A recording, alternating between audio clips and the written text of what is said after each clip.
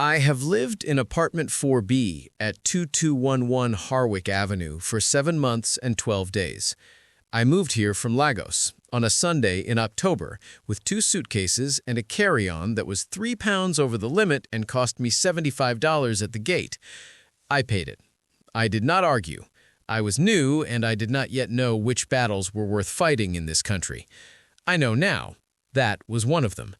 But the kind of knowledge that arrives after the moment it would have been useful is still knowledge, it just hurts slightly more.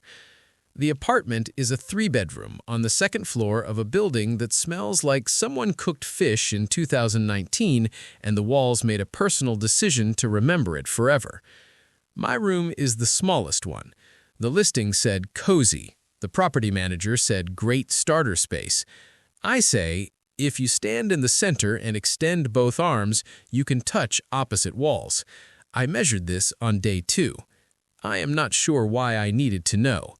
I think when you travel very far to arrive somewhere very small, you need to understand the exact size of where you have landed. My roommates are Marcus and Priya. I did not choose them the way you choose people. I chose them the way you choose the only available seat on a bus, gratefully and without negotiating.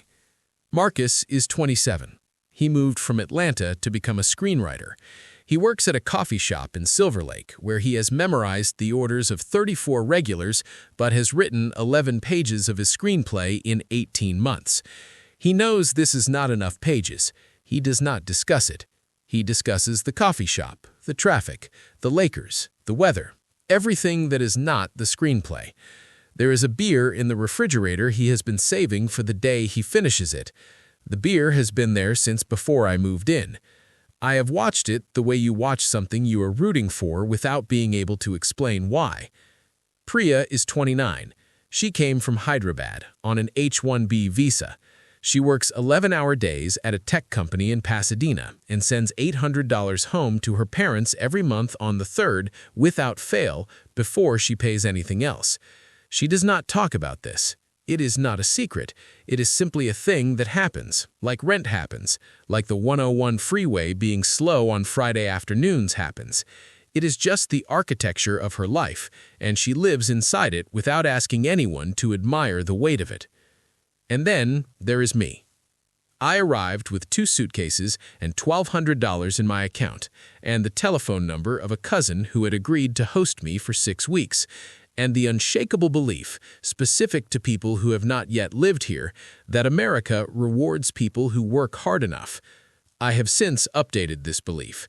America rewards people who work hard and also have a credit history and also know someone and also got here before the rent went up and also had a little help that they prefer not to call help.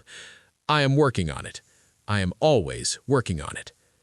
There are rules in this apartment. The written rules are on a laminated sheet on the refrigerator. Clean the common areas. Label your food. Guests need 24-hour notice. No one follows these rules, including the person who laminated them. The real rules are the ones the apartment teaches you personally, through embarrassment, through silence, through someone coming out of their room at 2 a.m. to correct something you did without saying a single word about what you did. The thermostat is set to 71. It has been 71 since before I arrived. It will be 71 when I leave.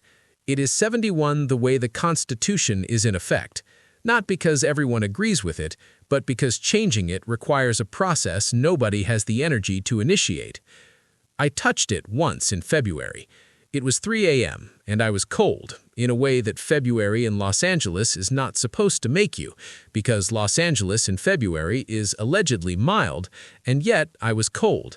Not just in temperature, but in that deeper way that happens when you are far from everyone who knew you before you had to start explaining yourself. I moved it to 73. Marcus came out of his room in 7 minutes.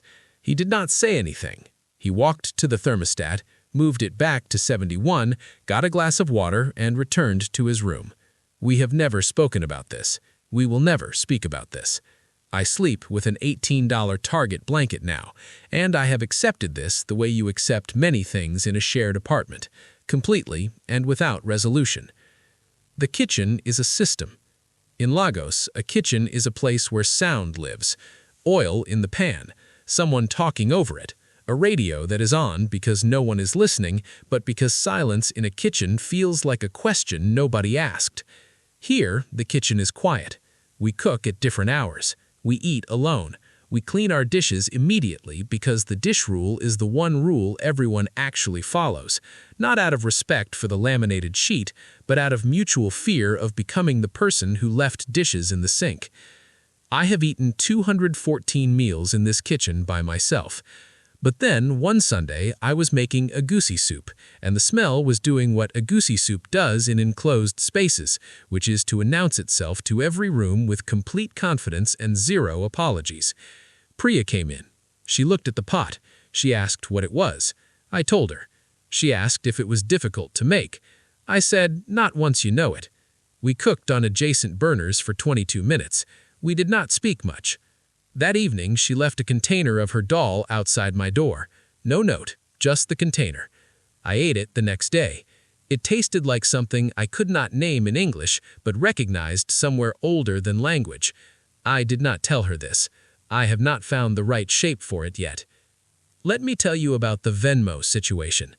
In this country, when you share a meal, someone pays and then requests their portion back within the hour. Not the next day, not later, within the hour, with a little pizza emoji or a little fork emoji to make the transaction feel warm.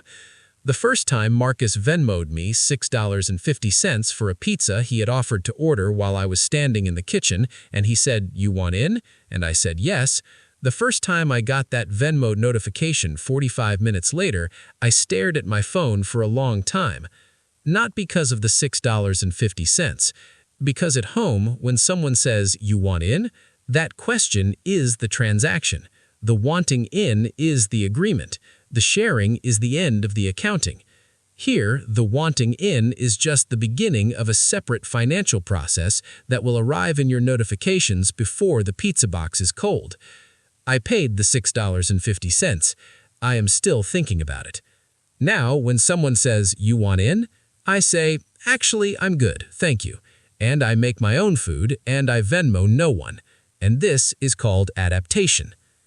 The bathroom schedule formed itself the way these things do, through small daily collisions that eventually became deliberate avoidances, that eventually became a schedule nobody announced.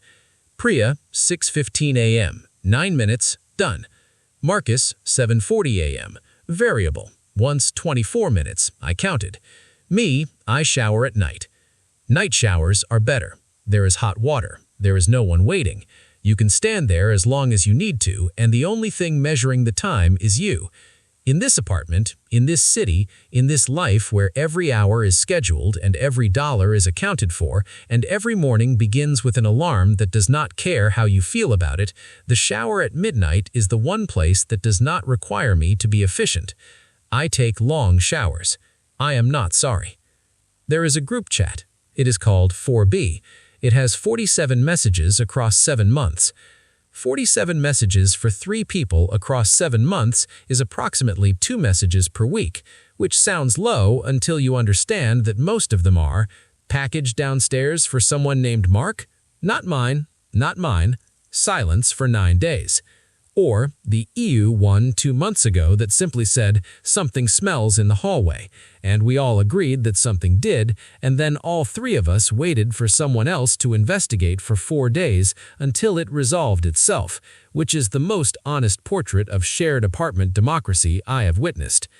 But here is what does not go in the chat. Priya leaves the porch light on when she is the last one home. Not because anyone asked, not because there is a rule, she just doesn't turn it off when she comes in. So when I climb those stairs at midnight after a long shift, the light is already lit. She does not know I have noticed. She would probably say she just forgot to switch it off. Maybe she did, but it's on every time I come home late, and I am the one who comes home latest, and the light is there. And I have stopped trying to figure out if it was intentional, because either way, I'm walking up lit stairs. Marcus learned to say my name correctly in 3 weeks. Most people here take their first attempt and keep it. They say a version of your name that's close enough and look at you like you should be grateful for the effort, because effort was made, and effort is the same as success if you say it confidently. Marcus said my name wrong for 3 weeks, and then one morning he said it right. Exactly right. Same syllables my mother uses. He did not announce this. He just said my name correctly, handed me a cup of coffee because he had made too much, and the morning kept going. I did not say anything.